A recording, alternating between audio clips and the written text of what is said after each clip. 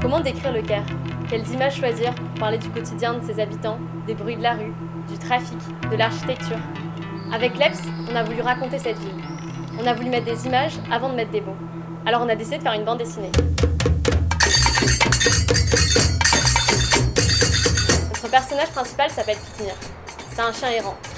Peut-être le meilleur spectateur pour parler du quotidien ici au Caire. Son errance nous emmène à travers cette ville immense, depuis les quartiers huppés de Uptown jusqu'au centre-ville. Avec lui, on découvre l'effervescence des rues de la capitale. Et Kleps, c'était aussi une volonté de croiser les regards. Il y a d'abord ce regard inattendu, du chien errant, du chien sur la ville, et puis il y a le nôtre, 4 étudiantes en langue arabe. Et surtout, Kleps, c'est un projet bilingue, qui sera traduit dans les 2 langues.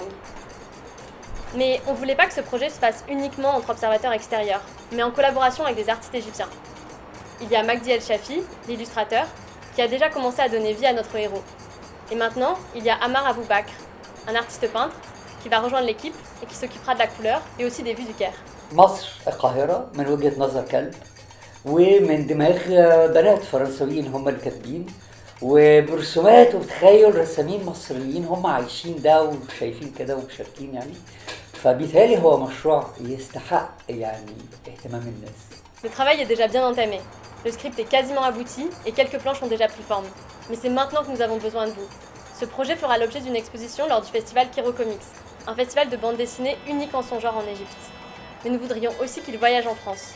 Nous avons besoin de financement pour organiser une exposition à Paris, couvrir l'envoi des planches et aussi faire venir les artistes lors de cet événement. Kitmir est désormais bien vivant, tout comme ce projet. Mais nous avons besoin de vous pour qu'il aille rencontrer un public le plus large possible, en France comme en Égypte.